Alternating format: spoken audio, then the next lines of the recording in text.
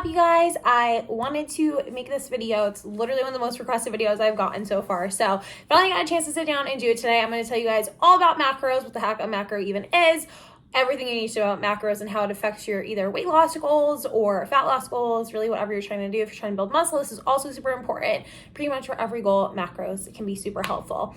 One of the biggest things that a lot of women come to me with, they're like, oh, I did macros in the past and I thought it was super restrictive. One of the things that macros helps with is it gives you freedom when you use it correctly, right? So macros is the breakdown of your calories and breaking down those calories into proteins, fats, and carbs.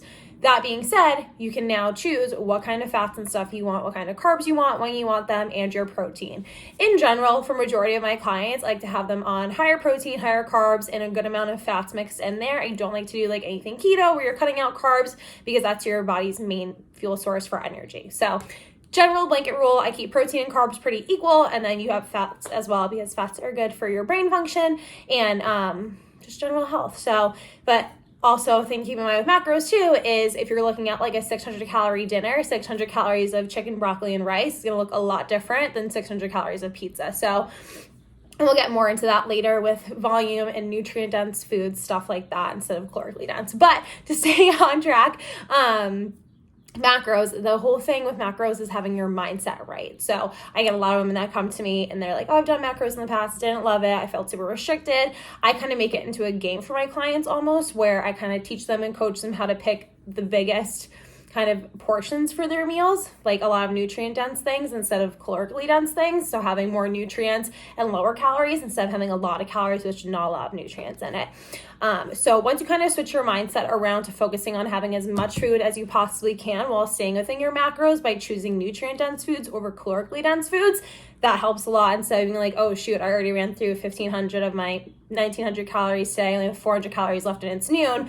I like to teach my clients how to pick the better options from protein, carbs, and fats instead of having like a lot of high calorie foods that don't have a lot of nutritional value. So that's one of the things I like to work on, reframing your mindset, focusing on nutrient dense foods and stuff like that instead of having just kind of winging it and only eating that certain amount of calories and being super restrictive about it. As far as macros go and like what the heck macros even are, like I mentioned earlier, it's your calories broken down into a certain amount of protein, carbs, and fats. So let's say you're having 2,000 calories a day, 35% of that is protein, 35% of that is carbs, and 30% of that is fats. That's for your full day. And then each meal, you can kind of either keep that same macro split of 35, 35, and 30%, or you can break it down kind of what works best for you. And that's what I love to teach my clients about is like, let's say it's a Friday night, you're going out to dinner with your friends, you know you're going to an Italian restaurant, you're definitely gonna want pasta. So maybe you'll cut back your carbs a little bit out of your breakfast and lunch so you have more by the end of the day so you don't feel super restricted when you get to dinner. Different stuff like that. When you're factoring in alcohol, it's not my favorite thing to do because alcohol affects your body differently than carbs and fats and protein would, obviously. So I don't like to cut calories out and take away from your carbs, proteins, and fats to give alcohol instead, if that makes sense. So I just like to coach my clients on having a balance when they go out to eat and drink and whatnot, not like slamming drinks all day or all night. Obviously, sometimes that happens, but I just kind of coach my clients on their mindset and what's going to help them reach their goals. So when you look at it that way, it gets to be a little bit easier instead of swapping out alcohol for calories. Obviously, it does affect their goals if they're doing it all the time. So that's definitely like a case-by-case basis.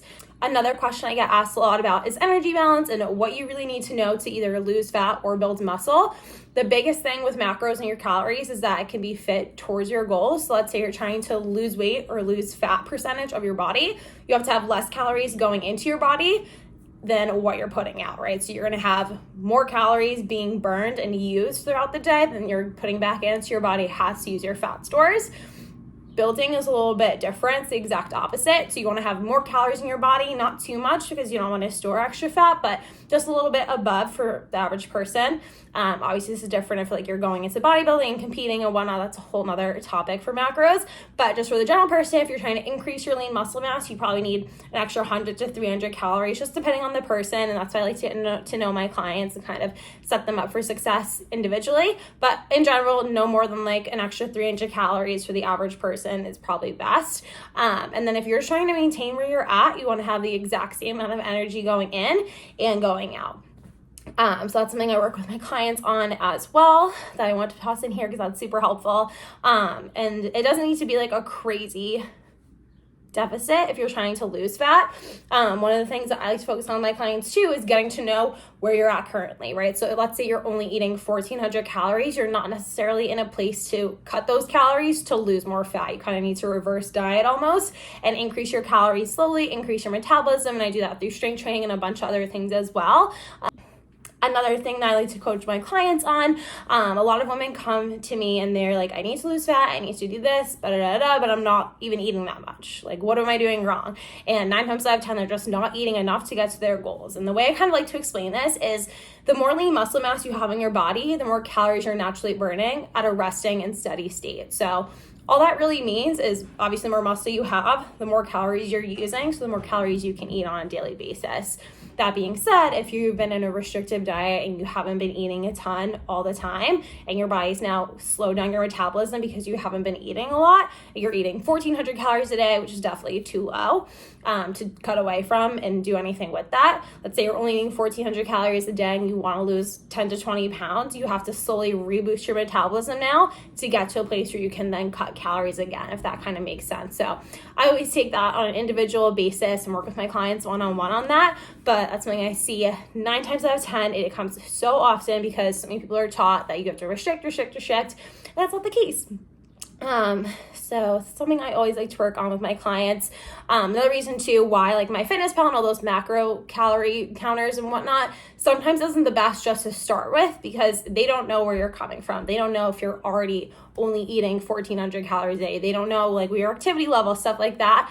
Yes, you can put it in, but it's also not going to calculate like your stress level, stuff like that, where a coach can kind of coach you on that and keep an eye on it. Can be super helpful sometimes, especially for me personally. A lot of clients, like I mentioned, come to me that from a very restrictive place and are not in a place to do a cut yet. MyFitnessPal might tell you to cut out another 400 calories and now you only have 800 calories, which obviously is not enough for anybody. Another thing to kind of touch base on with macros is that each macronutrient serves a different purpose in your body, right? So protein helps you rebuild muscle and is good for a lot of different functions in your body. Carbohydrates is your body's main energy source, and fats are good for cognitive function, in addition to a couple other things in your body. So having healthy versions of all 3 of those macronutrients, in addition to vitamins, minerals, and micronutrients, is how you stay healthy. So that being said, obviously if you're trying to build muscle or if you're on a cut and you're trying to stay lean and keep your muscle mass, having a high protein diet is key, and having enough protein is key, and that's different for each person and definitely varies from males to females. Carbohydrates, kind of the same thing. Depending on your goals, you might need to cut your carbs a little bit, just depending, and especially if like you're looking into bodybuilding, that varies a lot. But for the average person, you don't need to cut out carbs entirely to lose weight. It's definitely a common misconception that I have with a lot of my clients. Same thing with peanut butter versus almond butter. That could literally be a whole video in itself. The amount of times I've had a conversation, they're like, oh, do I really need to do almond butter? Can I do peanut butter? I'm like, it is pretty much the same thing, a little bit different if you're looking at the different kinds of fats, but really not too much of a big difference when you're looking at calories in fat. So yes, you can still have your peanut butter, you don't need to switch to almond butter, but same thing goes for fats.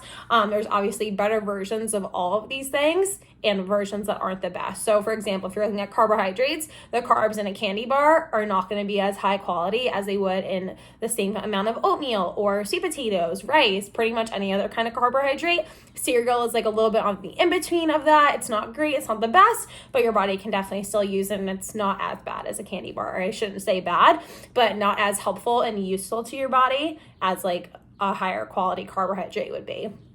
Same thing goes for protein, same thing goes for fats. Fats especially, there's tons of different kinds of fats. I don't want to get into this video to confuse you guys, but definitely something to look into. There's different kinds of quality for all 3 of those. So I always coach my clients on how to get the best quality of carbs, proteins, and fats. I like to kind of break it down to them, and this is something I learned through the Precision Nutrition course, is breaking down everything into eat more, eat some, and eat less of. Obviously, you want to have like 70 to 80% of all of your carbs, proteins, and fats from the eat more of column, and then maybe like 5 to 10% from the eat some and eat less. So it just kind of depends. Obviously, the more consistent you are with macros and the better quality that you're putting into your body, the better your results are going to be, regardless of what you're looking for. And yeah, it's just a numbers game that I like to kind of coach my clients on, because it can be super helpful to kind of switch up and kind of teach them how you can eat for your goals and still not feel restricted. So just wanted to share that with you guys. And if you guys have any questions about macros or anything that I missed, please comment below. Again, I've been a trainer and nutrition coach for a little over 5 years now. This is obviously, I don't know everything. There's hundreds of thousands of videos already out on this. This is just what I know, what I teach my clients, and kind of what I wanted to pop on here and share with you guys.